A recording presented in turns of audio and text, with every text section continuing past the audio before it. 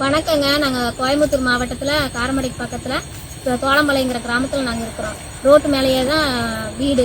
எங்களுக்கு ஒரு லைட்டு வசதி எதுவுமே செஞ்சு தர மாட்டேங்கிறாங்க. எவ்வளவோ அமைச்சர்கிட்ட நாங்கள் சொல்லியாச்சு. மேலே இடத்துல இருக்கிறவங்ககிட்ட எவ்வளோ பேர்கிட்ட நாங்கள் கம்ப்ளைண்ட் பண்ணிட்டோம். எங்களுக்காக எந்த உதவியுமே பண்ணி தர மாட்டேங்கிறாங்க. எங்களுக்கு வீட்டில் 3 பிள்ளைங்க படிக்கிறாங்க. ஒன்று 7 படிக்குது, ஒன்று 6 படிக்குது, ஒன்று 8 படிக்குது. இந்த பிள்ளைகளுக்கு விளக்கு வெளிச்சத்தில் வச்சு தான் பிள்ளைங்க படிச்சுட்டு இருக்காங்க. முதலமைச்சரானா நீங்கள் ஏதாவது ஒன்று நடவடிக்கை எடுத்து எங்கள் வீட்டுக்கு தெரு லைட்டாவது போட்டு கொடுக்குறதுக்கு ஒரு உதவி பண்ணுங்க. உங்களை கெஞ்சி கேட்டுக்கிறோம். எங்கள் பிள்ளைங்க நல்லா படிக்கணும். பிள்ளைகளுக்கு ரொம்ப தொந்தரவாக இருக்குது.